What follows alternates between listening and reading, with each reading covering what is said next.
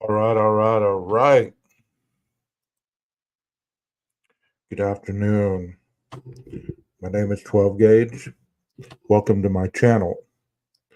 Not feeling 100% today, so I decided to go ahead and get this done and out of the way so that I wouldn't be hanging around later on trying to get it done.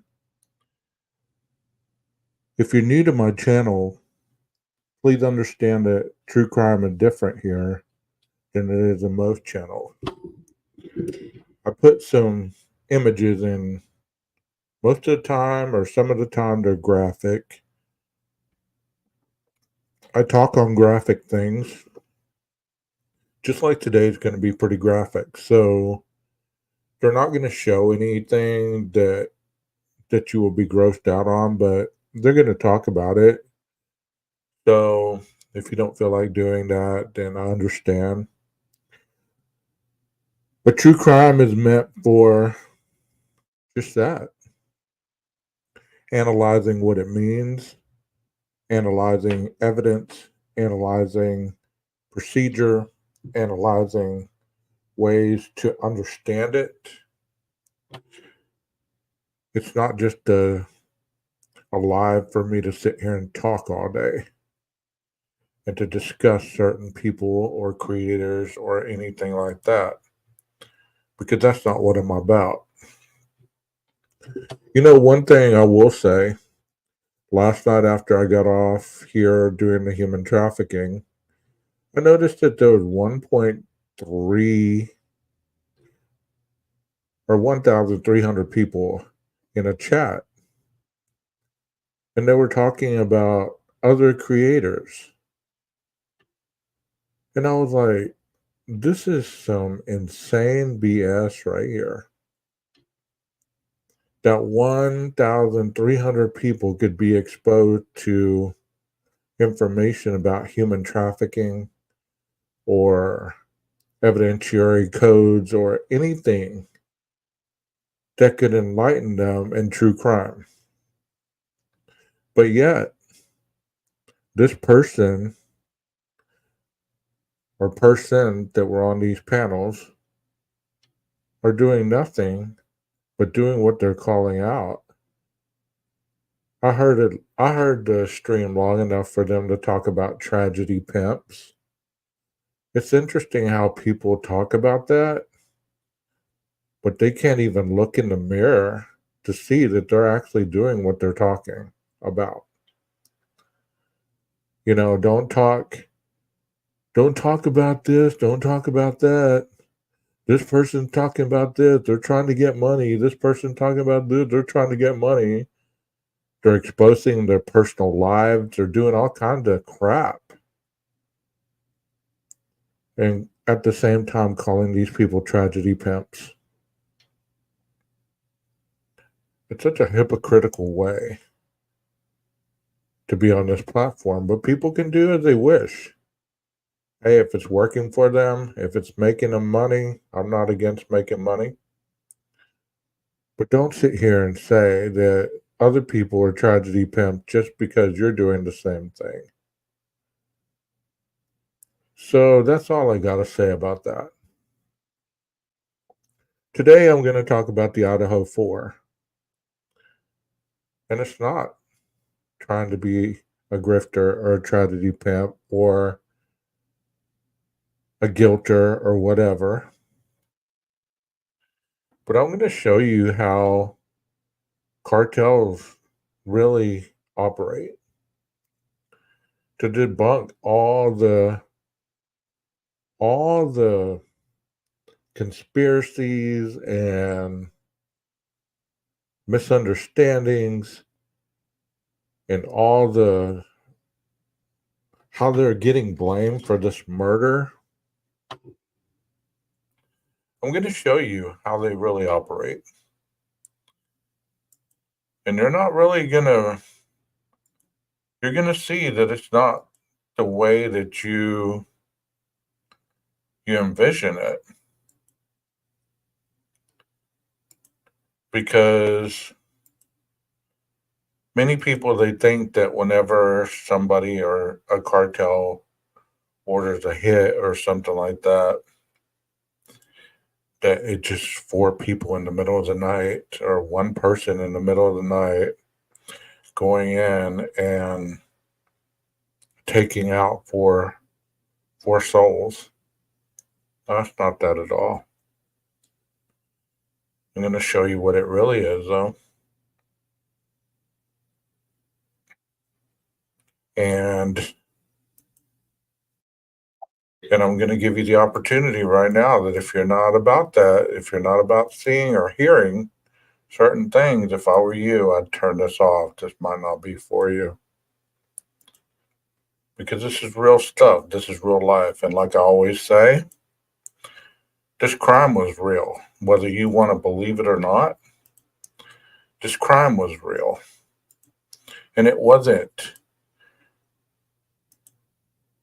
a fairy tale. It wasn't people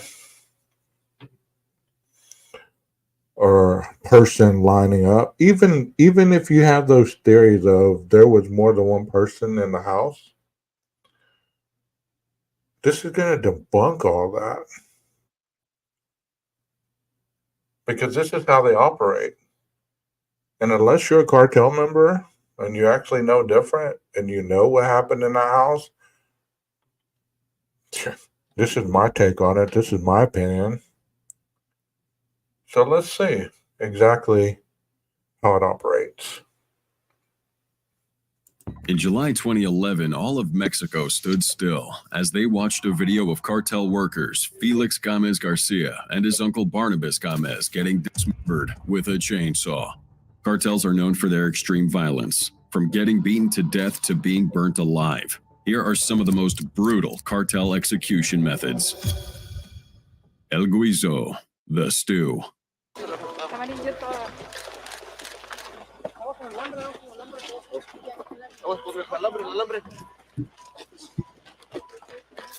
January 22, 2009, one of the most wanted criminals in Mexico, Santiago Meza Lopez, was captured by the Mexican army in the Baja Seasons neighborhood of Tijuana, in a house where he had been partying too much for several days, commonly known as El Pozolero, which means the pozole maker.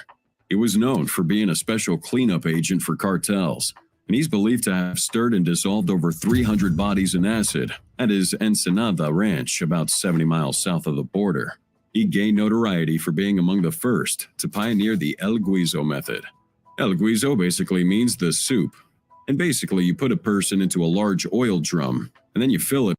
I mean, guiso meat is really delicious, but I wouldn't believe that putting people in a canister and boiling them until they burn or boil down to nothing would be that good to eat, you know what I mean? With gasoline or acid before setting it on fire to create a furnace used to burn victims, most commonly referred to as making guiso or stew. The originator of this technique remains unknown, but a few Mexican cartels have become infamous for using this preferred execution method. To prepare this deadly concoction, you fill a huge barrel with water and then concentrated sulfuric acid, causing it to boil and spit dangerously hot liquid. Once it's ready, victims will be dunked in while they're still breathing. And this insane method of torture would put these victims through excruciating pain, ultimately leading them to a slow death. Dumped in while they're still breathing. Can you imagine being thrown in a large canister and put sulfuric acid on you? Born to poor parents in mid-April 1964 in Sinaloa, Mexico, Santiago Meza Lopez struggled with poverty from a very young age. At 13, he would work construction until the 90s, where he moved to Tijuana in search of a better life, until his sister was raped by members of a criminal organization. Seeking revenge, Lopez joined the Tijuana cartel through his childhood friend El Teo. And as time went on, Santiago eventually climbed the ranks, and a few years later, his efforts finally caught the attention of the boss, Efrain Perez. One fateful day, Perez entrusted him with the grim task of disposing bodies, offering him a weekly payment of $600, and that's where it all began. He would liquefy his victims in a very effective and unique style, He would dunk the cadavers in a tub filled with acid and sodium hydroxide while stirring the bodies. He'd keep this mixture on high heat for at least 8 hours until the bodies finally disintegrated, as certain parts of the body don't get dissolved, like teeth or nails, maybe even small pieces of bone, which Santiago would eventually throw into a wasteland, burn him a second time with gasoline, and bury him. Authorities say he'd claimed to stuff over 300 bodies into barrels of lye, then dumping some of the liquefied remains in a pit on a hillside compound in eastern Tijuana. After his arrest, investigators found about 14,000 remains buried in his ranch. The choice of name for this extremely violent execution method begins to make sense, seeing how the torture technique is centered around cooking victims. According to reports, when Santiago was being interrogated, he claimed to have tried to escape from his former boss, Efrain Perez, an ex-member of the Arellano Felix cartel or Tijuana cartel, but none of his attempts were successful. Lopez claimed to have been recruited while working on a farm in 1996, where senior members of the Arellano Felix cartel asked him to carry out an experiment with water and acid in a barrel. Lopez said he had no choice and he was forcibly recruited, as they threatened him with violence to carry out the... So, let's look back on the facts that we do know about the crime. In that 8 hours, do you believe that they were cleaning up barrels of human bodies or not human bodies? There wouldn't have been anything left. But they say they found 4 bodies that were stabbed to death in that house. So if this method was used, that couldn't have been true because there were bodies left behind. So this is one way the cartels do their business. But in fact, we believe that this viciousness that these people impose equals 4 people being stabbed to death. And just because we hear the coroner saying it was a brutal crime, in our mind we think, oh, cartel, drug hit. Nah. these acts. Whether or not that's true, no one knows, but the fact remains that he did this for many years until he was finally apprehended. In 2012, he was initially sentenced, ended only 10 years, and was eligible for release in April 2022, which angered a lot of families in Tijuana. However, on February 5th, 2024, his prison sentence was increased by an additional 30 years. The El Guizo method became a favored tool among high-ranking cartel leaders to kill their rivals and traitors. Its gruesome efficiency was unmatched, with victims bound by their hands and feet as to fit in an oil barrel more easily while still conscious. The chilling legacy of this method serves as a stark reminder of the ruthlessness in the world of organized crime. Food for the pets. They often torture and kill their victims. They have fed some of their victims, dead and alive, to tigers belonging to the Chapitos. Since the 80s, rare, dangerous, and exotic animals have been used in a way to show off insanely high levels of wealth. But over the years, cartel bosses have adopted another insane tradition. Just like Pablo kept hippopotamuses and other exotic creatures at his private compound, rare and dangerous pets are still a status symbol today for high-ranking members of the Mexican cartel, imitating the infamous Colombian drug lords of the 80s and 90s. It was a means to show off and send threats, as it looked like the more dangerous the cartel was, the more dangerous pets had to be found in their homes. Mexican authorities would... Oh, did you see that cartel member? He wasn't wielding a knife, he had a gun. Have we heard of any guns being used in this tragedy? Nah, I don't remember hearing so. Do y'all? Later tell you that these animals weren't just for showing off. Sometimes cartels would throw their unfortunate victims in these enclosed areas with starving apex predators. In the most wicked way, the cartel would have their victims beg for their lives in fear just moments before being torn apart by these wild animals. And one of the people that employed the use of this torture method was a cartel boss known as Heriberto Lascano. Born in poverty on Christmas Day in December 1974 in Hidalgo, Mexico, he joined the military at the age of 17, serving in the elite special forces dedicated to fighting guerrillas and drug trafficking organizations. He served in the army for 7 years, and then deserted on March 27, 1998, when he was recruited by Ociel Cárdenas Guillén and Arturo Guzmán de Sena to join Los Zetas.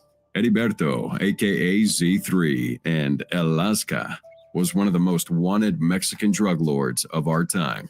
According to authorities, he was the master at torturing his victims. He became known for using this method known as La Paleta, and this would involve a victim being stripped naked and brutally beaten with a board.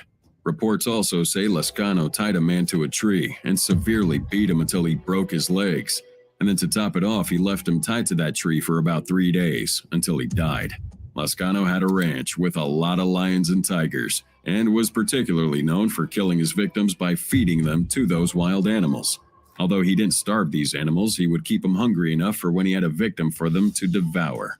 He said he was fascinated by the way his pets tore apart their bodies. He enjoyed watching the process of torturing his victims, and would laugh at their pain. Now, the general process was that he would force these people into a cage and allow an audience to view the proceedings. Unfortunately, he never got a taste of his own medicine. Instead, he was killed in a 2012 shootout with Mexican military officials. Flaying. Summer of 2018, a video popped up online that shook Mexico, revealing a horrifying and unsettling scene. Filmed in the hills of La Unión, near the border of Costa Grande and Tierra Caliente. It featured a gruesome murder of a father and son by members of a Mexican cartel. 2 men were tied up, made to kneel on the ground, having their mouths gagged and their hands tied tightly. The captors questioned the older man, beating him with what looked like a large wooden stick. Okay, their hands were tied, they were gagged, beaten with a wooden stick. There's a whole bunch of people around watching this. So, in theory, a lot of people's theories that this happened in the home. Where are all these footprints? Or were they fed to animals? Were they flown to Mexico and thrown into a pit and let the animals go after them? No, they weren't. This takes time. This takes intent. And this takes unthinkable brutality. They want to send a message. There was no message in the IDAHO4 case. And you say, what happened in a home? They were stabbed, brutal. They were taken to Linda Lane, and there was supposedly somebody shooting them with a beanbag. Oh, yeah, he was a cartel member, shooting them with a beanbag. Come on. Do you see any beanbag guns with any of these guys? Nope. So you're telling me that they do this over there in Mexico, but they would come to the U.S. and all of a sudden change their methodology of annihilating people, especially when you're going to go to the extreme of killing 4 people and you're just going to be as calm as you can, walk in, stab 4 people, and leave. No extremeness, no calling cards, none of that. Get off the gas. The violence inflicted upon him was unimaginably horrific. And just when you thought it couldn't get worse, the father was beheaded right in front of his son with a small knife that looked like a pen. The most heartbreaking scene in this video was the son's reaction after seeing his father die. The shock factor in his tears moved the whole nation. The fact that the father chose not to fight against his captors was somewhat shocking. It appeared as though he had accepted his fate, perhaps as a result from the trauma from previous beatings, or from being paralyzed by the severity of the situation. After they took out the father, the son had to go through a much longer and more agonizing ordeal. The captors would cruelly flay his chest with knives. During this gruesome act, the son remained conscious, drifting in and out of shock. The video shows just how far these cartels would go to ensure that every part of their operation ran smoothly. In 2010, Guzman, or El Chapo, made headlines after he recorded a video of himself using the flaying torture technique as he beheaded a member of a rival cartel, Hugo Hernandez. El Chapo, with a chainsaw, flayed Hernandez, and then he ordered his soldiers to stitch the cut-off skin on a ball to add to his warning intended for the Juarez cartel. Hernandez's torso was found in a plastic container, and the rest of his remains were left on the streets of Los Mochis as a chilling message to El Chapo's rivals. With their special knives, they would meticulously strip the skin from their victims, or resort to peeling their faces off with other sharp objects. Amidst agonizing screams, the cartels have honed their proficiency in this barbaric practice, knowing how to keep victims alive for prolonged suffering, reserved for the most egregious offenders, like rival cartel members, double agents, and thieves. The sheer brutality of flaying someone just shows you these guys aren't messing around. How you can inflict such unimaginable pain while these people scream for their lives is way beyond us. Dermatologists have noted that the typical causes of death due to flaying are shock, critical loss of blood, or other bodily fluids, hypothermia, or infections. They stated that the actual death is estimated to occur from a few hours up to a few days after the flaying. If this isn't dying hard, we don't know what is. A few hours to a few days. Maybe that's what happened in those 8 hours. Maybe that's what they were waiting on. The cartel was sitting around watching, waiting for them to die. I seriously doubt it. But you know what? There's some very smart sleuths on here, and they'll tell you exactly what they believe happened. Get off the fairy tales, man. Get off the fairy tales. Stop listening to the crap that you hear from other people that happens that did not happen in here based on this and what you're about to see after this. Dismemberment. In 2015, Texas law apprehended Marciano Chano Millan Vasquez, an alleged hitman for the Los Zetas cartel, involved in this 2013 kidnapping of a former drug trafficking associate. Now, this associate was testifying against Vasquez, claiming the cartel assassin took him to this undisclosed location where Vasquez was keeping his family of 3. In his words, when the hitman removed his blindfold, the drug associate saw a couple and their daughter standing near a flaming barrel. According to him, Vasquez and other members present forced the parents to watch as Vasquez dismembered their daughter with an axe. It's not only Vasquez. A lot of people in the cartel execute their victims through grievous acts of injecting them with either morphine, adrenaline, or heroin, which would affect their central nervous system and make them stay awake through the process, and then would make the use of heavy, sharp blades and sometimes even kitchen knives to chop off the victim's limbs completely. Throughout the torture, these members would avoid cutting close to vital organs to keep the victims in agonizing pain for much longer. The combination of blood loss, infections, and shock from extreme pain is the perfect torture cocktail to get people ready for the pearly gates. These poor souls have no choice but to give up whatever information they're withholding, and more often than not would die from the pain. It's a case of killing 2 birds with 1 stone, putting the victim through a slow and agonizing death as well as making the body disposal easier. In some cases, the body parts are left in public areas to serve as a message, threatening those who go against the cartel that put it there. A well-known example, October 2010, Israel Ricon, a cartel member, wasn't just murdered, but was dismembered for killing the son of one of El Chapo's allies. When El Chapo got his hands on him, he had him tortured until he fell unconscious. But he had a doctor on standby to make sure he didn't just die too quickly. El Chapo ordered his men to brutalize him in all sorts of gruesome ways, which ended in the dismemberment of his limbs. And his remains were later dumped into the Mexican city of Culiacan. And the reason I'm talking about this, because all your theories about this being a trap house and a serious money or drug running place of business, like there was so much drugs and so much money running through this house that these cartels or any other gangs associated with that type of brutality would be able to just lightly just stab people, you know. And even though it was brutal, I'm not minimizing the crime, okay? But you're trying to minimize it. You're trying to make it sound like there was tons of drugs and tons of money. They're not going to waste their time on being exploited. Was there DEA amongst the agents that were investigating this crime? Was there any other agencies from the Mexican side, since it was a cartel hit, that you assume were they there investigating? We don't know, but chances are we would have known. There's plenty of photos of the people around investigating, and they all have their nice little letters on the back of their jackets and coats. And, you would have seen Policia, you would have seen Customs, you would have seen DEA, you would have seen all these things. But we didn't.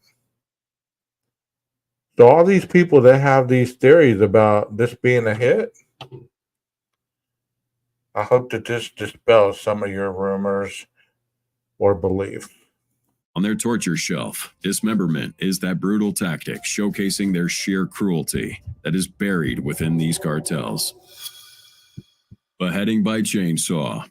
In 2011, Felix Garcia and his uncle Barnabas Castro were viciously beheaded. Their demise is one of the first executions by the cartel uploaded for the world to see. Someone in a ski mask carrying a chainsaw, positioning the moving blade to their neck. You can already guess what's coming up. These men who worked for the notorious Sinaloa cartel made the big mistake of stealing from drug lords.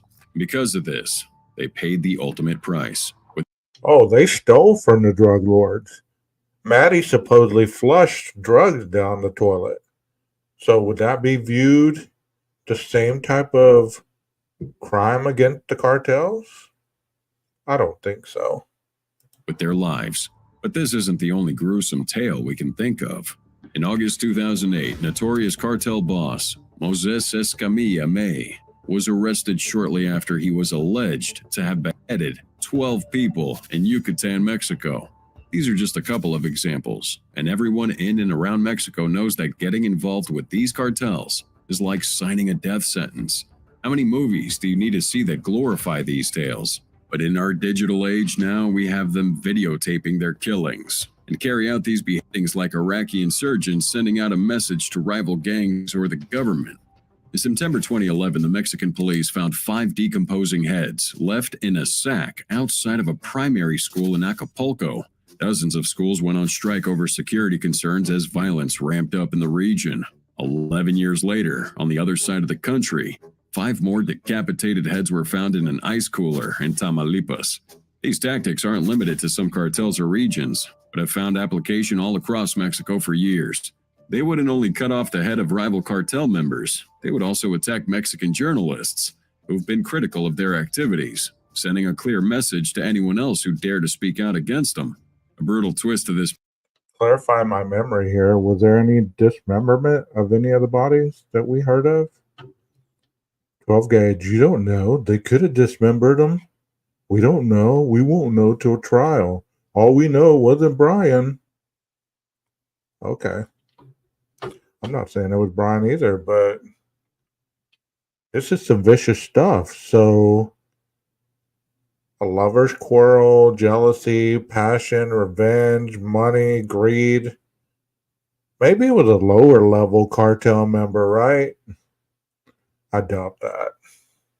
Practice is that sometimes these beheadings are intertwined with the group's belief system, performed ritually to fulfill religious or spiritual demands.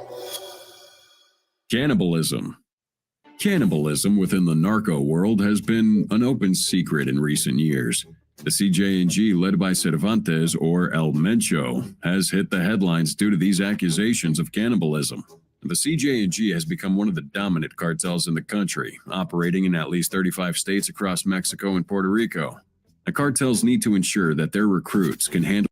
Yeah, that person that you speak of, Rondi, the more vicious that you make it sound, the more plausible that it could be a cartel hit. But if it's really cartel, they don't stray away from their torture and killings. I mean, they're like you see, it's a business. It's not somebody just doing this out of revenge. It's a business. So these 4 kids were in so deep with money and drugs. Well, let's put guns in there because that's usually what's in a trap house. Guns, money, drugs, prostitution. There's a room in there usually for junkies to pass out and everything else. All this was going on right next to WSU, University of Idaho. And let me tell you, the first time the cops would have been called, that's a so-called trap house that y'all want to bank your money on, there would have been no trap house no more. It would have upped and moved. That house would have been vacant. And that house wouldn't have been standing doing that type of business for all those years, no matter what you think. It doesn't work that way. The difference between working with criminals and watching another 48 hours and listening to people that want to push a narrative that could get them hurt very deeply. Handle these increasing levels of violence mentally. They have to suppress their empathy for those they kill or torture and forget that they too are human beings. So, cannibalism was used as a form of training for recruits to desensitize them to violence and breed fearlessness within them.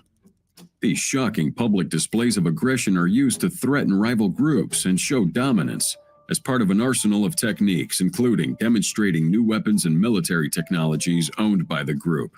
They're taught how to sever fingers and toes, the cartel's favorite torture technique for interrogating rival gangs. During the training process, recruits have to eat dismembered fingers, and upon passing this trial, they progress to larger body parts. If anyone vomited during this ordeal, instructors would retrieve those regurgitated body parts from the ground and force the individual to ingest them again. Furthermore, these recruits also had to sleep beside deceased bodies at night, aiming to desensitize them to death. Experts suggest that this vicious initiation ritual instilled a warped sense of loyalty to the cartel by dismantling their sense of self-identity. Another well-known example is Miguel Trevino Morales, known as Z40, the former leader of the Zetas. And Miguel had a gruesome habit of consuming the hearts of his victims. He did this as a spiritual ritual, believing it would grant him invincibility against his enemies and authorities. He also did this as a form of warning to rival cartel members. According to a former hitman, Miguel wouldn't only eat these body parts, he would sometimes force other victims to partake in this cruel tradition. Psychological warfare. Contrary to popular opinion, torture isn't always about getting information. Cartels know that most times people will say whatever just to make that pain go away. The real purpose is to scare other people, so no one can go against their wishes. Cartels could make use of their insane psychological torture by keeping victims in small rooms with limited food and water, just making them live in fear, and then would use prolonged isolation with terrifying sounds and images, and even mock executions to break them down physically and emotionally. For the smallest of reasons, some victims would lose a finger and ultimately would have no fingers left. They'd be left afraid of what is to come, and something worse always comes. Their cruelty knew no bounds. Sometimes they would slowly dismember their bodies, or utilize any gruesome torture method they could think of. This gives them the power of intimidation, and they need that power to remain at the top of the chain. A scary thought about these Mexican cartels is that they don't only intimidate the public and their rivals, but sometimes even go after innocent people like the former mayor of Tequicheo, Maria Santos Gorostieta Salazar. In November 2012, Maria was kidnapped by the Knights Templar cartel and made to watch as her husband was burnt alive with a blowtorch and dismembered. She then saw him kill 4 more victims in the same way. Then they proceeded to sexually assault her before they finally decided to kill her. Her autopsy reported that she died of a traumatic head injury. The Mexican cartel combines extreme violence with psychological manipulation to control their victims, using brutal murders as a warning to comply with their demands. Tehuacanazo, February 12, 2019. During the heavily publicized trial of El Chapo, a lot of Sinaloa torture methods were made public, and one of them that stood out was waterboarding. And this is an insane method of punishment, also known as tehuacanazo in Spanish. It involves pouring water on a cloth and placing it over the face of the individual being punished, and you restrict them from breathing. Various forms of waterboarding have been practiced for centuries. It was used in the Spanish Inquisition from the 16th century, by Dutch traders against the British in the 17th century, even the Japanese army during World War II, and by the Khmer Rouge in Cambodia back in the 70s. But despite how many times it's been used in the past, cartels now have added this deadly Mexican twist to it. This torture technique forces the trauma of drowning as well as causing extreme pain to its victims. It causes lung and brain damage, often resulting in oxygen deprivation and, of course, psychological trauma. The Mexican cartels are known to adopt merciless and violent executions for people standing in their way, and this fierce twist is actually making the victim feel a dreadful sensation of drowning. Tehuacanazo really is just waterboarding, but instead of using normal water, the cartel would use carbonated water. In their case, they force the water down the victim's nose, and in more extreme cases, the carbonated water is spiced with chili pepper. The washcloth also makes it 1,000 times worse. As your face is covered, you are filled with fear of drowning, the heavier the cloth feels on your face. To prolong death and increase the torture, cartels pour water intermittently for as long as possible. If the liquid is poured uninterruptedly, it can lead to death. In simpler words, it's torture out of control. Hanging. In 2016, Mexican authorities found a body hanging from a bridge in Tijuana, just 10 miles south of the U.S. border. The San Diego Union Tribune reported that from January to October 2018, the drug trade had caused the loss of more than 1,025 lives in Tijuana. But just to show how regular this insane occurrence has become in the region, November 2021, police pulled 9 bodies down from a bridge in Zacatecas, left as a warning between rival cartels. This was an act of retaliation for the mutilation of 14 men, most likely from Los Zetas. So let's explore y'all's theory on this, okay? So you're telling me that these 4 were cartels themselves, since they were pushing so much weight through this house, so much product, so much money. They were viewed as the enemy of a rival cartel, right? Or a rival gang that originates in this region. Tell me how that makes sense. They were going to college.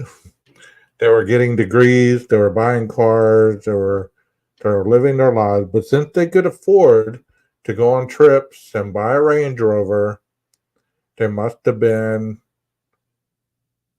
pushing product, moving money, moving guns,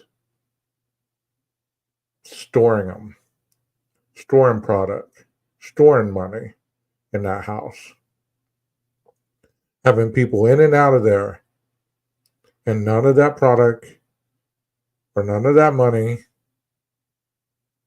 ever came up missing. The only thing that we've heard about is Maddie supposedly flushing drug down the toilet. An amount that wouldn't have been a boil on a cartel member's back. It was so small.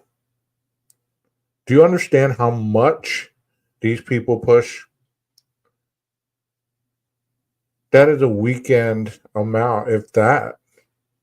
Couple hours worth. So her flushing that would not have gotten them killed if they were associated with somebody of that nature. Any gang. Well, let's go to the snitching part here, okay? Because that's another avenue that kind of goes with the cartel.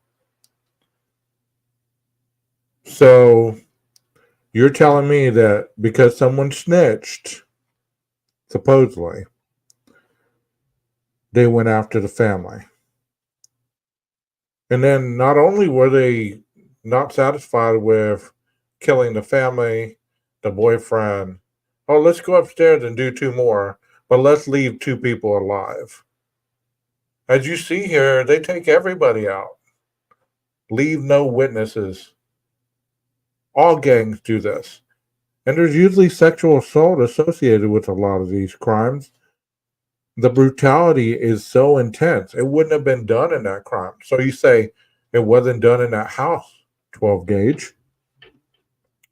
It was done at various portions of Moscow. Okay, let's go down that rabbit hole. Where would these people have taken them?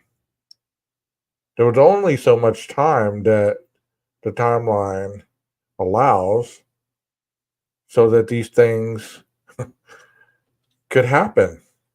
There's only so much blood that could have been lost to leave the blood at the house that would have been the victims. What'd they do?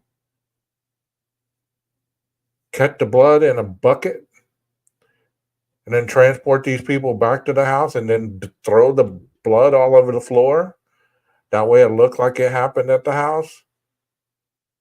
Get your freaking mind out of the movies. Get your minds out of the movies. This is real life we're talking about here.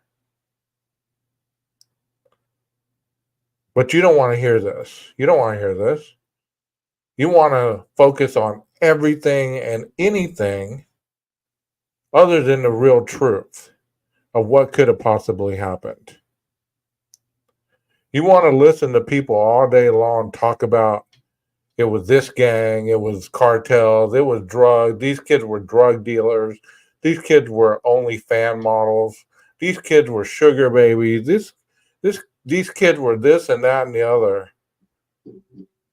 How despicable are you to put that on these memories of these 4 deceased individuals? You see these people right here on this screen? It's a military minded mission.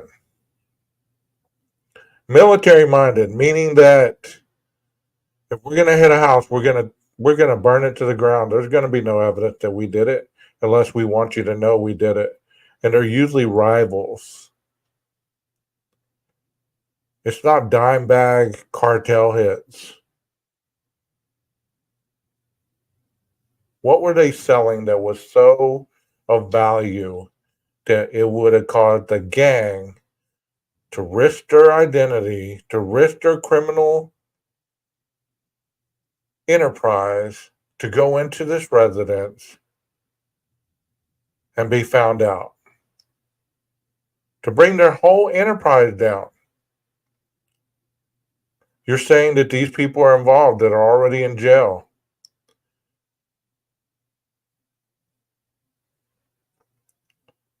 Get your facts straight. Just because you can make 2 plus 2 equal 5, and in your head, minus 1 equals 4, does not mean that that puzzle piece fits. You can say what you want. We all can. Well, this is what I'm saying. And I'm telling you, this is reality right here. Not the fiction that I've heard for over 2.5, almost 3 years. Who were found in a minivan in Nuevo Laredo. The bodies were set up around 6 a.m. and were hanging for about 4 hours before the cops came by and pulled them down. Hanging people in public sends a message over the turf in disputed areas. These victims are mutilated, abused, and just hanged carrying signs for all to see. Oh, let me stop something from being even proposed. Hey, 12 gauge, what about those shoes, though? Those were hanging off the wires. Maybe that's their new method. Get over yourself. Get over yourself. Not everything is associated with this crime.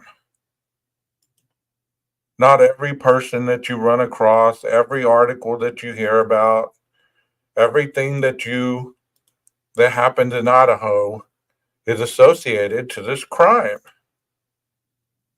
It's not just the cartels that are into this medieval barbarism. These tactics go back to Europe about 500 years ago, and even the Taliban uses it. For Mexican cartels, hanging a rival post-mortem in highly visible places sends a message regarding turf in disputed cities, and these victims are frequently mutilated, showing their signs of abuse.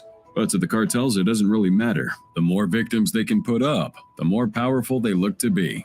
A lot of times these victims are recovered bodies of rival members who were involved in a shootout, or even victims that were kidnapped. This execution style shows exactly why most of these killings happen, to show who's boss in the area. The cartel kitchens. Mexican government figures indicate that at least 60,000 people have disappeared since 2006. Yet a 2015 report found only 6 federal court convictions for the crime of forced disappearance. The root cause for most of these disappearances? Cartel kitchens. These infamous cartel Mexican kitchens play a vital and disturbing role in their bloody campaign on the streets. If you step inside, you see bloody handprints on the walls, stained clothes, plastic cable ties, machetes, and, as one person observed, the crunch of bones beneath a thick blanket of ash. This was the scene at La Galleria Ranch in northern Veracruz, which is being operated by the Los Zetas cartel. Now, after that cartel took over the ranch in 2011, it was used to incinerate their victims. The idea was very simple. They would stalk a target for a while, and instead of killing them and leaving the body lying cold-blooded on the street, they would abduct that target and take him to any of their 12 kitchen locations, where they would torture and extract valuable information from them before killing and cooking the bodies. It's been estimated that over 60,000 people have been casualties of cartel kitchens in Mexico alone. These disappearances have been carried out by different crime groups all around, with motives including kidnapping for sex slavery, organ harvesting, forced labor, ransoms, and even repression of political activists and journalists. The Mexican authorities are reported to have gone through mountains of human bones, fragments of teeth, nails, and more, in hopes of identifying hundreds of victims that have been tortured in these kitchens. Anyone finding themselves in one of these kitchens experiences an immense form of psychological torture. At first, you see gruesome sights and the sounds of other victims screaming in pain, which is enough to break even the strongest of hearts before the actual torture starts. Families are upset and frustrated that this kitchen at the ranch is not a recent discovery. Since 2017. But 12 gauge, did you see they use knives too? Yeah, but they fillet their people. They cut the skin off, sew it on a ball, let their rivals know this is what's going to happen to anybody associated with you. Did any of that happen at IDAHO4? No. They forced authorities to search that property more than 4 times, and each time they've done so, they found things that the previous searches had overlooked. 6 decapitated victims, femurs, pelvises, jawbones, as well as hundreds of other bone fragments, some which were burned, were all discovered during separate searches. If one of your loved ones was caught up in these kitchens, how would you feel about your government?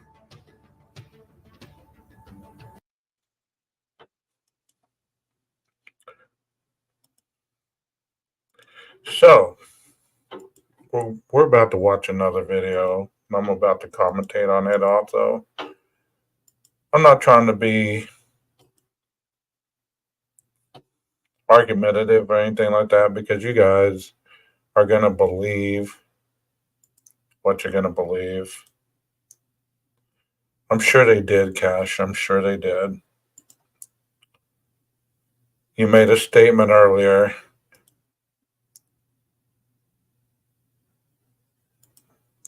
You're free to believe what you want. Just because you say it doesn't mean it's true, though. You can't watch a video like this and then at the end of it say they still did it. That shows the level of intellect that you really have or possess. Because any normal person would be like, that don't match up. But I'll let you believe what you believe. This is some homegrown stuff. This is some U.S. stuff. And this happened in California.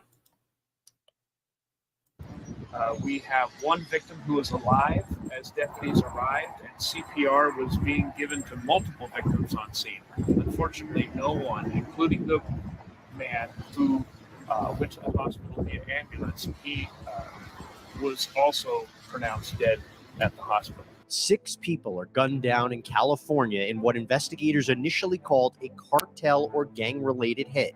Former DEA and DOJ operative Derek Maltz comes on to give his thoughts on what may have happened. Welcome to Sidebar, presented by Law and Crime. I'm Jesse Weber. We want to get into this horrific shooting that happened in Goshen, California over the Martin Luther King Jr. weekend. 6 family members were found dead. 72-year-old Rosa Perez, 52-year-old Eladio Perez Jr., 50-year-old Jennifer Anala, 19-year-old Marcos Perez, and 16-year-old Alyssa Perez, as well as her 10-month-old baby, Nicholas Perez. She was found, along with the infant, laying next to her mother, his mother, down the street. We believe that the 16-year-old teenage mother and her small infant actually was fleeing and running from the scene. What we have since learned through forensics, that it was clear that the shooters stood over the top of the 16-year-old mother and fired rounds into her head. The 10-month-old infant also suffered from the same attack. None of this was by accident. It was deliberate,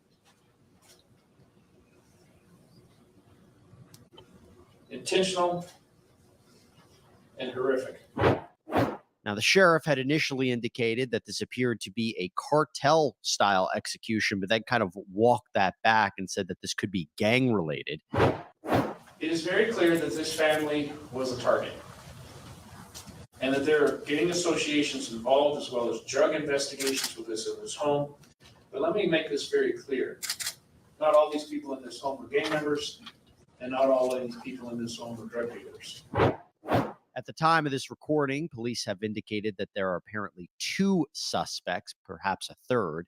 So let me bring in Derek Maltz, who worked for the DEA for 28 years and was special agent in charge of the United States Department of Justice Special Operations Division. Derek, it is a pleasure to have you here on Sidebar, and thanks for taking the time. Thank you for having me. I really appreciate it. So if I want to interpret that as what he said, not all people in the home were gang members, and the place was a target, or these people were targeted, they still didn't leave any survivors. None. Even the infant, which the mom was trying so hard to protect, as she was running in the backyard, hoping to put the baby down over the fence to protect it. She got killed. The baby got killed. It's a mindset where people do not have a conscience of what they're doing. They're going out on a mission, and they're going to complete it. Whether it be gang members, whether it be the cartels, whether it be an individual that has this kind of hatred in their heart, it's going to happen. And any romanticizing or sensationalizing it still does not make it any worse of a crime. Yeah, I'm looking at this. You have gunfire at 3:30 a.m., 6 victims. Authorities indicated it was targeted. 2 found in the street, 1 in the doorway of the home. What do you think led investigators to initially say that this could be cartel related? Well, based on all the reports that I've read, obviously I wasn't at the crime scene. It certainly has all indications that this is another horrific act of cartel or a ruthless gang out there. But as you know, the gangs in California work very closely with the Sinaloa cartel, and there's a lot of turf battles. So it's definitely drug related. There's a very good chance the cartels are behind it. They actually are sending in operatives and hitmen into America on a daily basis now because the southern border is wide open and they're taking advantage of the weakness there. Can you just elaborate on that connection between the cartels and the gangs? Well, I mean, the gangs are all over America, and the cartels now, the two major cartels, the Sinaloa cartel and the Cartel Jalisco New Generation, they are dominating all aspects of the drug trade. So they're producing the drugs, especially the poisonous fentanyl that's killing Americans at a record rate. Look at all those drugs. You mean that you would have flushed? Let's take this perspective, okay? Just for the sake of discussion. Dylan and Bethany were in a house, and in those 8 hours, they were getting rid of product, okay? This is the type of product that would be have to push through that home and more in order for this to be that kind of hit. So you're telling me they flush all this, or I don't know how they would get rid of it down the drain. I mean, eventually it would clog stuff up, I'm sure. But in 8 hours, let's say that they got rid of it. And you're telling me they are not in witness protection or anything like that? Because if the cartel killed somebody over a bag of pills, and these two girls flushed all this down the drain somehow and got rid of it, they're still alive? How does that make sense, guys? Rate. They are distributing this stuff into their hub cities. So like Los Angeles area has a hub for transportation across America. And then in each of the cities, they have their cartel representatives. But in many cases, it's the gangs that are distributing the drugs and collecting the money in these different cities. So the gangs routinely operate with the cartels. And then there's always these disputes and these territorial challenges for the gangs to, dominate. So this is nothing new. I mean, if you look at the El Chapo case, in Chicago, I'll never forget it when I was briefed. It was the Chapo, Sinaloa cartel that was sending tons of cocaine and methamphetamine into Chicago, and all that stuff was being distributed by gangs in Chicago. So it's like seamless. It's overlapping everywhere. So you can't really distinguish one from the other in many cases. What stands out to me is the ruthless nature of this, right? Police have indicated that not everybody in that house was somebody who was involved in the drug trade. They indicated that this young mother was an innocent victim. The baby was an innocent victim. I have also been quoted as saying this was a cartel-like execution. Make no mistake, I'm not saying that this is a cartel, but also be clear that I am not eliminating that possibility. These people were clearly shot in the head, and they were also shot in places that the shooter would know that quick death would occur. Did you hear what he said? They were all shot in the head, and they were shot in places where the shooter knew that there would be a quick death. It wasn't a sloppy crime like the coroner stated in the IDAHO4 case. She did say it was sloppy, or it was sloppy. It was stated by somebody there was a sloppy crime scene. There was blood everywhere and all this, that, and the other. Why not just go in there and shoot them all? That's what cartels do. But they weren't done that way. And for me, when I look at this, the first thing that I thought of, well, maybe they're thinking gang, maybe they're thinking cartel because of the ruthless nature of it. Is it typical that you would have these hits where innocent victims are, I don't want to say the target, because it almost makes me want to say maybe they were a target. Maybe it's a calling card. Obviously, there was somebody in that house, or maybe there's somebody in the house that was the primary target, but you kill innocent victims to send a message. Am I off with that? No, absolutely not. I mean, the cartels right now are operating like a global terror organization like ISIS or Al-Qaeda or Hezbollah, and they are trying to intimidate people. And it's really taking it to a new level when you're executing a 16-year-old. Okay, so a 16-year-old mom and a 2-month-old baby. They're sending a message to intimidate. Who were the gangs or the cartels trying to intimidate in that murder? If you're saying they were killed by these people. Who were they intimidating? Who did they intimidate? Another gang? Another rival gang? Were people selling out of that home that were associated with a rival gang? You have to ask these questions to get clarity for yourself instead of listening to other people, including myself. You must get the answers for yourself, because otherwise, all this is always going to be just a mystery. You're going to say, well, it doesn't make sense. It doesn't make sense. It doesn't make sense.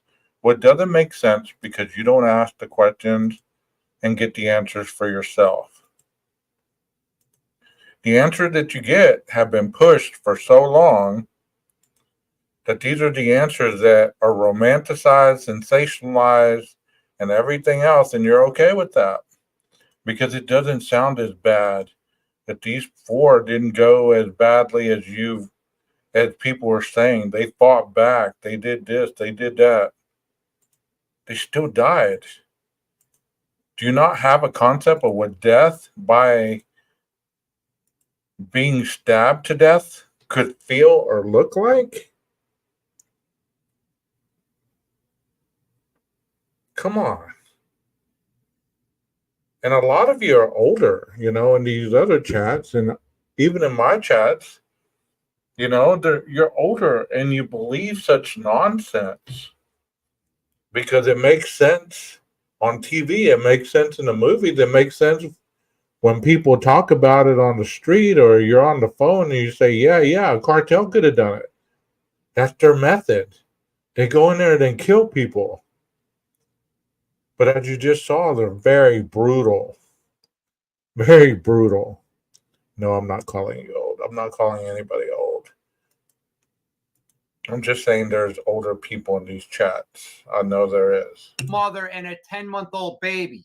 But that's exactly what they're trying to accomplish. They're trying to send powerful messages across not only the United States, but the world, that they are growing, they are powerful, and they're not going to stop, and they're not afraid to kill.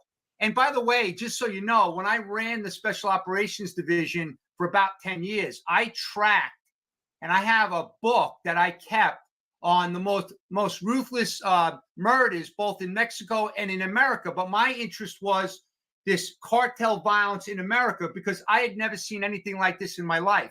Burning people down to a crisp with gasoline, taking jumper cables and attaching them to people's ears, and then torturing them, electrocuting them, and then shooting them up in the place. They're very big on dismembering bodies, decapitations. So they go all the way full speed ahead, and they're trying to do that. So it has all the signs of a cartel hit, and I'm not going to be surprised when the details come out.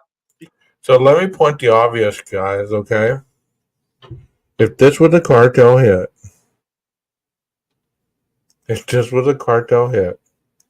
we're told that it happened, in 9 minutes, 10 minutes max?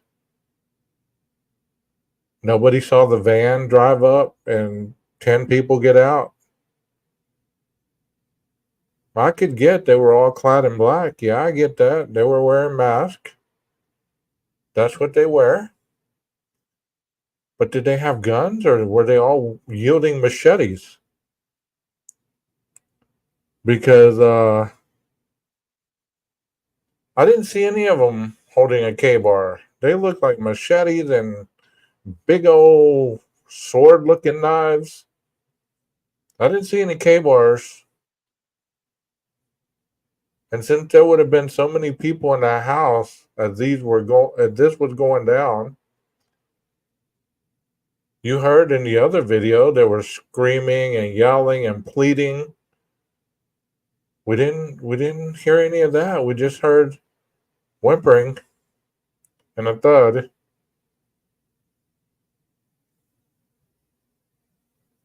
I guess they were all drinking Modelo's and Coronas with lime before they carried out the attack.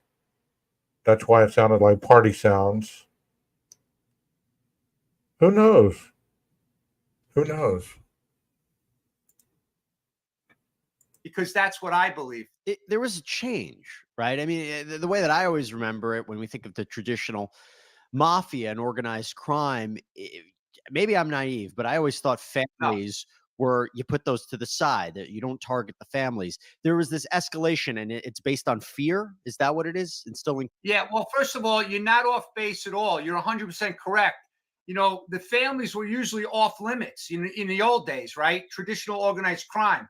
But the cartels are not, like, people got to stop calling them drug cartels. They are transnational criminals at the bare minimum, but they operate in like global terrorists. So think about what terrorists do on YouTube videos and how they chop off heads and how they burn people to death. These cartels, they're dumping humans in acid pits in Mexico. They have no, you know what I'm saying? Like, they just are so ruthless that they just don't care about human life. It's so hard for me to articulate because I've never seen anything like it in my life. I want to give you a little bit of a timeline here, because if we're talking about potential motives and we're trying to understand who might have did this, let me give you a little bit of a timeline of what was happening. So we know that on January 3rd, a search warrant was issued for the home, and that led to the arrest of Eladio Perez Jr., who was a convicted felon and one of the victims in this case. Apparently, the police have indicated that he was not initially the intended target. He had an extensive criminal record, including driving recklessly. He possessed firearms and drugs. That search warrant, it was to do a compliance check. You know, basically, was he following the law as a convicted felon? I believe that police were initially turned away. They returned with another search warrant, and they ended up arresting Perez Jr. They found ammunition. They found a rifle, a shotgun, drugs like methamphetamines. He was released on bail 4 days later, and then this shooting happened. Now, I don't want to engage in speculation, but does it not seem that perhaps that timeline's important? That were they afraid that he spoke to police and what he might say next? I find that arrest important in this. Do you? Yeah, I mean, look, we could speculate all day, but it's very common that they want to, Okay, so there he's basically saying this dude snitched. He gets out, and these cartels go in and wipe out the whole house, even the baby. So if we're saying that one of the mothers or both of the mothers snitched, why are the mothers still alive? Why were their children only killed? You know, and two of them wasn't even their children. And two of them lived.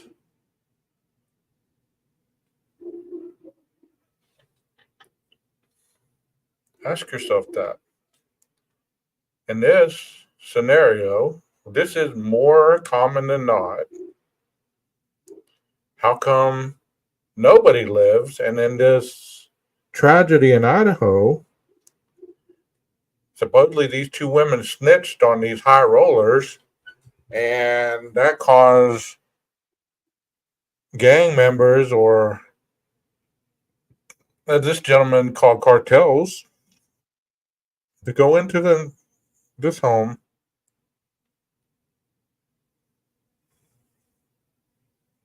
circle the house in 11 to 13 Honda Elantra, because that's what they said the year of the car was. Go into that home, speed away. I guess that does make sense, because me being half Hispanic, I guess we do load up like 10, 15 people in a small vehicle. I guess that does make sense. I see where you get that. The stereotype is true. You know, but no, to be serious, that doesn't make sense. they want to kill potential witnesses. They certainly want to destroy anybody that's a source of information for law enforcement. I mean, the torturing that they've done to people over the years. I'll never forget the time where they cut someone's hand off, stuck it in the guy's mouth, and then put a note around his neck saying, like, you know, anybody that's out there that's thinking about being a rat, this is what's going to happen to you. So, yes, you're 100% correct.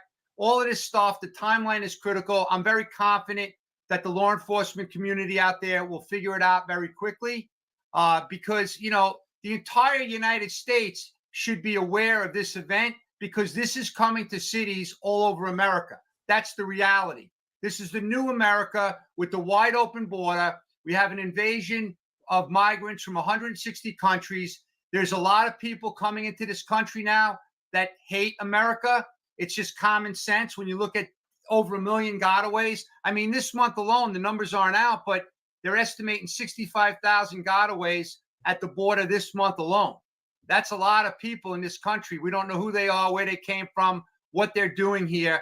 So we have a huge national security crisis here. I'm not embellishing it. I've been tracking this for years.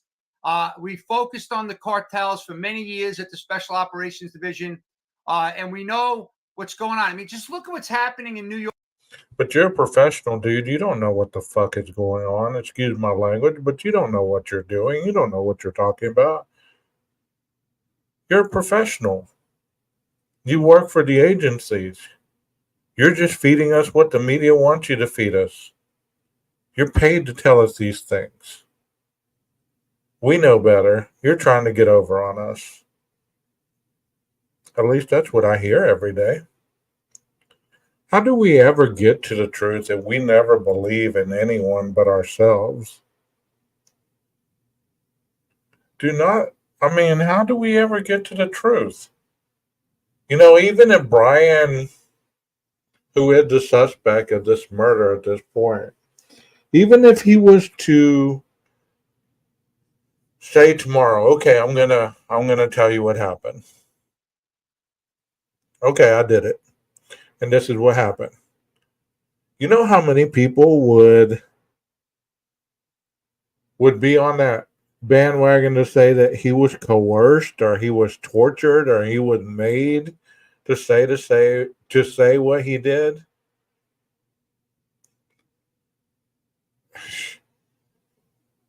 When did we stop believing in anything? But we believe what everybody else says every day. We flock to these channels, including my own, because you want to believe that people aren't lying to you, normal people like you. But I work in law enforcement, so why would I lie to you? I'm not a police officer, but I have law enforcement friends, and you know that stuff there. Yeah, this man don't know what he's talking about. New York this week with the trial of the highest ranking Mexican government official ever because he was taking multi-million-dollar bribes from the Sinaloa cartel and protecting their infrastructure and their operations. When you mention, here's the thing, this community where this happened is farming community, I think 3,000 people. Some might listen to this story and say, well, you know, of course, this is a perfect place to commit a crime like this. They did it at 3 in the morning, between 3 and 5 in the morning. It's a rural area. Before we get into the search for these suspects, you said you anticipate things like this happening maybe in bigger cities? It's happening all over America. We just don't hear about it. It's kind of like, did you know, like, for an example, like just a few days ago, 25 Americans were poisoned in one day in central New York? Did you know that 7 died from fentanyl poisoning in 11 days in Broome County, New York, early December? The media is not reporting this stuff. They're trying to protect the politicians who are letting these people in the country. The other thing that you're not going to hear too often is when these people are arrested, what's their immigration status? So I have my network of friends that find out and they tell me the vast majority of these people that are being arrested for these crimes are illegally here. But you never hear that in the media. They don't want to tell anyone because that makes the current administration look bad because they're allowing this to happen. You can't be soft on these criminals. You have to have deterrence. And we don't have that right now, both north and south of the border. So this is going to continue. You don't have to be a border expert or a cartel expert to understand that these people have a multi-billion-dollar enterprise. They're trying to maximize profits. They don't care about human life. and they're just going to continue to dominate in communities throughout America. We do know of 3 surviving victims from this, what we're describing as massacre. 3. We will be interviewing them and collecting as much information as we can. There was one person inside the home hiding as they could hear the gunfire erupting inside the home. The description from him is that he was in such a state of fear that all he could do was hold the door. So how do you think authorities are going to ultimately move forward with this investigation? I believe they said they're looking for 2 people, might be a third. What do you think is happening behind the scenes? Because my understanding is when this happened, they immediately went to the scene and started processing and collecting evidence. What's happening behind the scenes to find these people? Well, look, the Los Angeles law enforcement community is very advanced. Even though it's a small department, small county, they have plenty of support. Those law enforcement agencies work together. They solve crimes very quickly. And just to interrupt, so this is Goshen, California, right near by Fresno. You're saying that they're getting help from other, I believe, other agencies. Absolutely. Yeah. Federal agencies as well. I mean, they have incredible capabilities. There's a lot of patriots out there that will work 24/7 to find these people and hold them accountable for these horrific acts of violence. That's what law enforcement does. But this is another thing that the public doesn't realize, right? They want to, defund the police. They want to go after law enforcement. They want to hurt morale. But when the bell rings, they always step up and they go into the danger and they solve these crimes. And I'm guaranteeing this crime will be solved if it's not already. The problem's going to be when these guys get back over the border and they're back in Mexico or Central America, wherever they're from. Guess what? Then good luck getting them, because right now we can't get these guys captured. I was going to ask you that. What makes anyone think they're still in the country? I mean, most likely. I mean, my instinct, again, I don't have the facts of the case. They're not in the country. They're back south of the border. They're protected by the cartels because the cartels run Mexico. And by the way, you're aware of it because you seem like a very sharp guy. The corruption, not just in Mexico, but we arrested in the DEA the president. I'm glad you said that, Claire, because I know that this is old footage. I just got this not for the informational value, but to show of what that gentleman was saying, but to show the brutality of them going into a residence and just taking everybody out. To show that it's almost like a mission, a military mission to these people. So I got thank you for clarifying that, Claire. I got to find out an article to update people on that. Let me show you about these cartel hitmen. Look how young they are.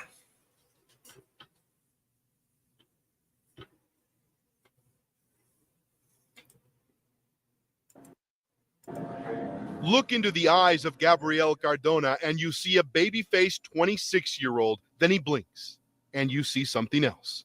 Another set of sinister eyes staring back. These tattooed on his eyelids. These eyes are a window into the soul of a drug cartel assassin. In all, how many people did you kill? I have no idea. No idea. You lost track?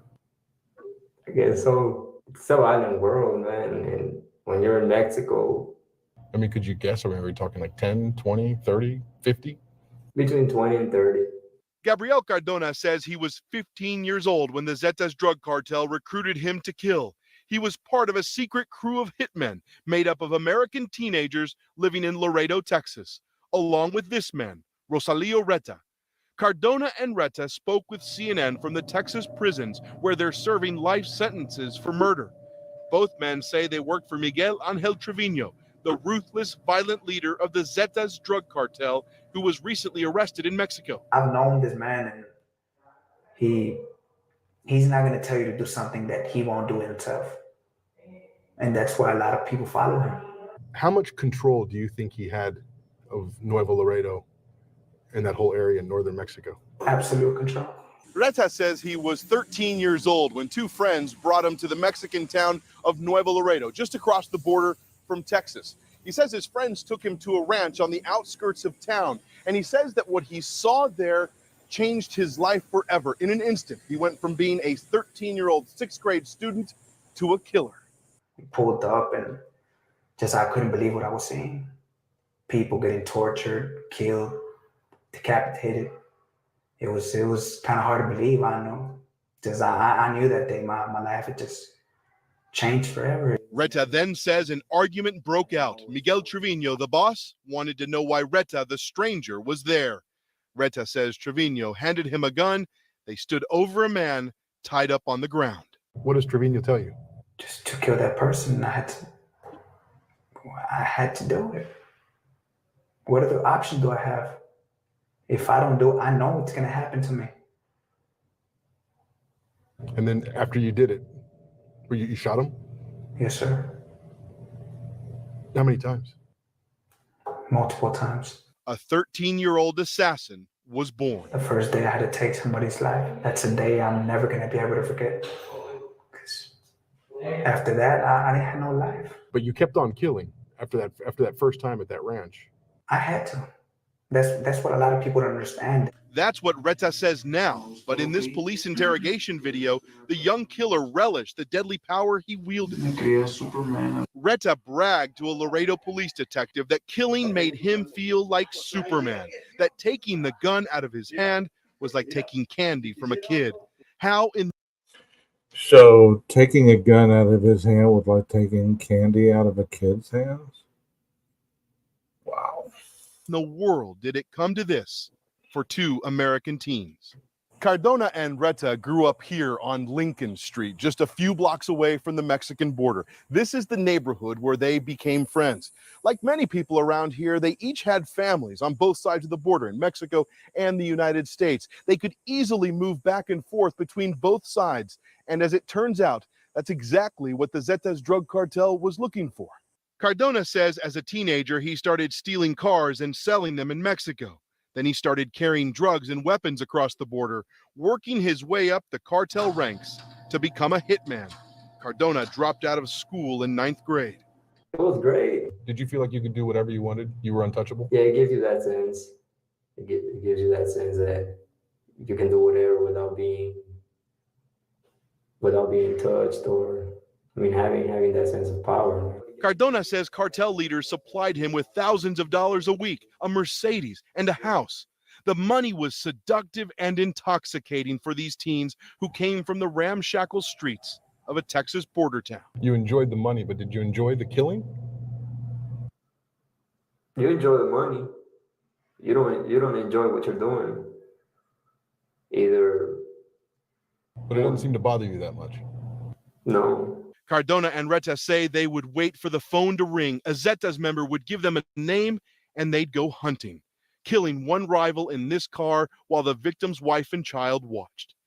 Each time, these men say they were paid $5,000 to $10,000, sometimes more, depending on how important the target was. Did you feel like you were the king of the town? I mean, you think that's not gonna end, man. At that time, you never think that it's gonna end because it just keeps coming. Eventually, Laredo police caught up to them. Cardona was arrested in a raid. Reta, fearing he was going to be killed while working a job in Mexico, turned himself into American authorities. I couldn't take it anymore. That's one of the risks I took, that I just couldn't take it anymore.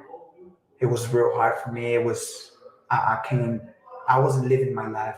Both Cardona and Reta are locked away, but they leave an ominous warning. There are others, they say, just like them, ready to take their place, lured by the riches and power drug cartels provide. Ed Lavandera, CNN, Laredo, Texas.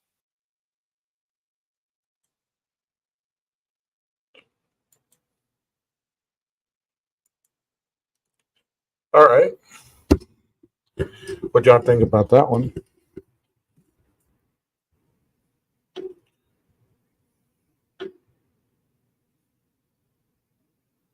Any comments?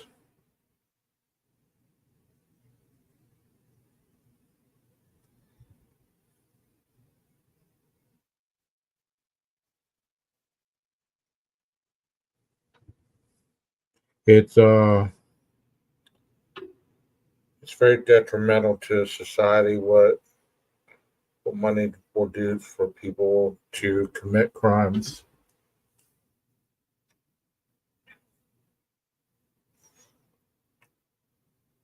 The lack of consciousness, the ability just to go and carry out these things all in the name of loyalty. So you tell me that these 4 individuals in this home were caught up in this world that I just showed you. You can make it make sense in your head, I guess. There's nothing wrong with that. But to me, it doesn't make sense.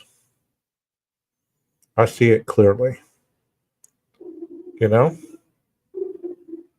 How could 4 college students be living, or actually 6, because the other 2 would have had to know what was going on. And I think I saw somewhere earlier where they were saying that Xana was a drug dealer. Xana was dealing drugs. If Xana was dealing drugs,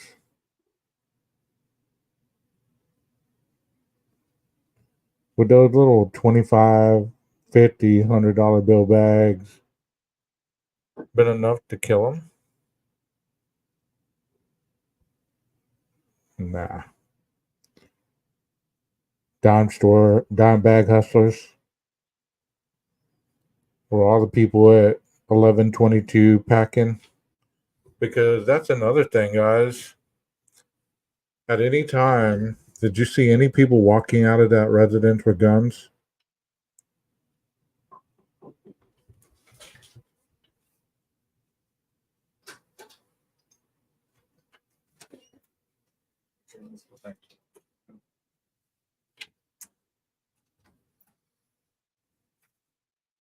Because I can tell you that if you're pushing as much weight and have as much money in that residence, there's going to be people around with weapons protecting that house, protecting it, covering each other's backs. I didn't see any of that. But I want you to think the first time the cops came out for the noise complaint, that would have been the last time you would have heard about 1122. They would have moved out of that place quick. Especially if you have some police that can't be bought.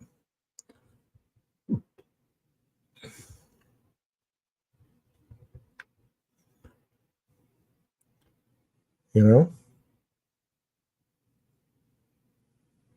It's an interesting case and people continue to speak on it. I'm going to speak on it again tomorrow night. This one tomorrow is going to be an interesting one because there's a theory of sources that are unnamed close to the case in this person's interview to give you an interesting scenario of what happened with the IGG stuff and what's making it so hard for that to be turned over to the defense. So I hope you tune in because you'll enjoy it. Just like I hope you enjoyed this one. I know it was kind of brutal and it was kind of gruesome. But like I said the other night, this is a true crime channel. If this is not for you, then it's not for you. I don't question that everybody can take some of this stuff, but I would hope you could. I mean, we hear about it every day. I guess my purpose is just to show you this because when you hear about criminal acts taking place, I want you to visualize the brutalness of the attacks. The victims, they're the important part. Not the person who committed the crime. We tend to forget the victim. They're no longer here. The criminal that did the crime, if they got caught, they're going to get gone through the process, and if they're innocent or they're guilty, it's going to take its toll, whatever. How come we put so much emphasis on the criminal and wanting to defend them or place their guilt when there was 4 people that were murdered, and people act like that doesn't matter? They were young people. Just like last night, I was talking about human trafficking. People act like that doesn't matter.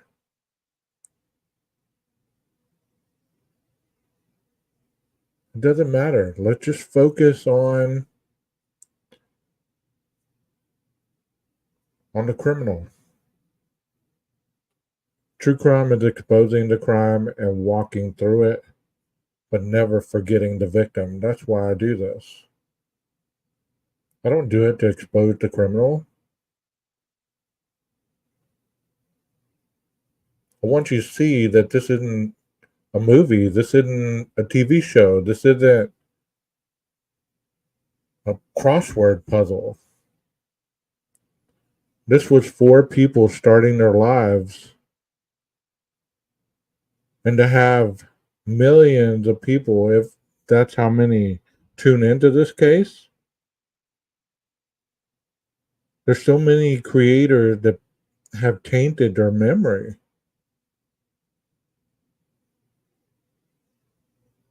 Calling them drug addicts, focusing on their parents that obviously had a problem, and they're paying their debt to society. Who cares who they told or what they told? I promise you, if you were in that lifestyle and you got caught, you'd be snitching too. The problem with snitching these days, as much as y'all may think that snitches get stitches, they really don't. You could snitch on your best friend to get out of jail and be over at his house next week chilling and smoking a bowl and eating their Cheetos and kicking it like nothing ever happened. The reality of yesterday is no more. The snitching game is different. But you wouldn't know that if you didn't work with criminals.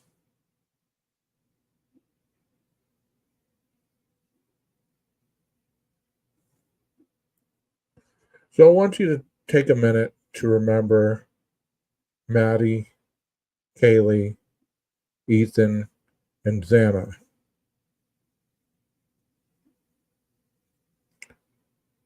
4 college students in their prime, living their best life, having families that love them, friends that love them,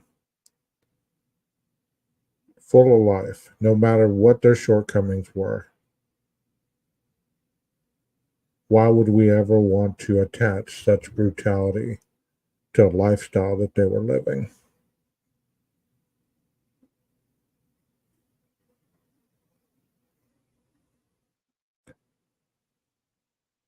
I saw something the other day where, they're searching for the 16 gigabyte zip drive or whatever. They're searching for the 32 gigabyte zip drive that has all the information. That's what got them killed. That's an interesting theory. How about you break that down? What could be on that zip drive that was so important that it cost somebody their lives? 4 people their lives. Because if you're going with the fact that the other 2 were just collateral damage, what about the other 2? If these 2 were collateral damage, how come he didn't go in the other 2 rooms? If this person knew the house that well, he would have known there were 6 people in there, or at least 5. They would have known it.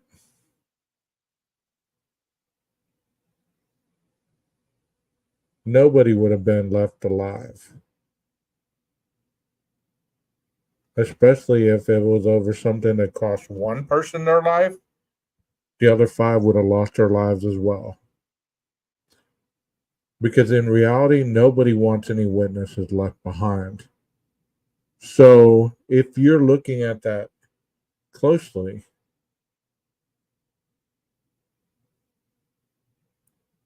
not by speculating, not by what you've heard or not what you think, he didn't know Dylan was in the room. She opened 3 times the door. And she supposedly saw somebody clad in black. So that person saw that door open or he heard it. You're telling me that the killer was deaf and blind?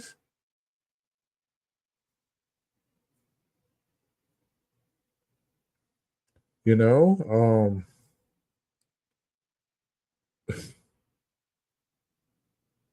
use your analytical brain rather than the brain that feeds you gossip and conspiracies.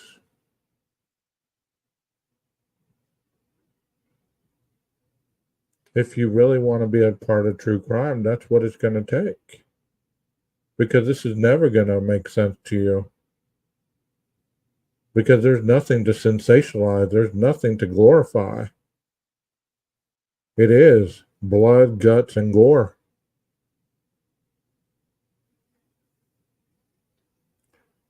And there are killers and there are victims. And there are families and friends and employers that love them once they're gone.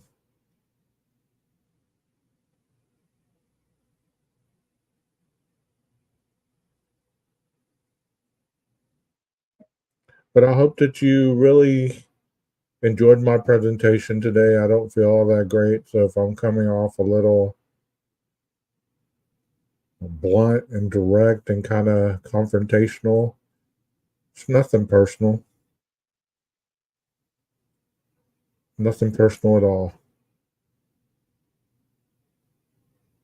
I'll be back to my calm self before long.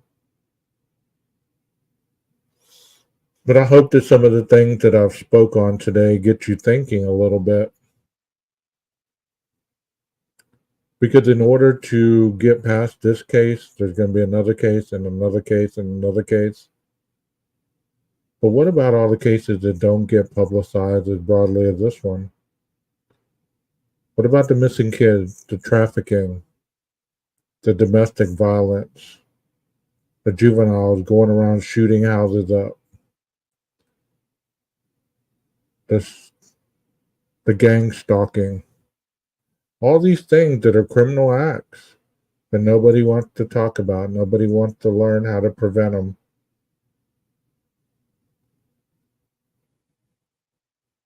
We'd rather listen to hour-long panels of what a certain creator with a megaphone does on another panel of a missing child's parent. That's big news, and that's true crime.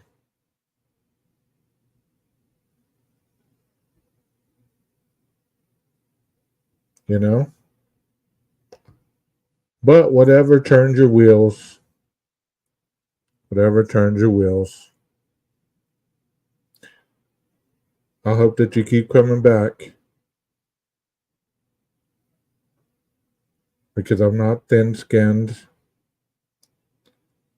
And I've always been a little controversial. And I don't step away from conflict.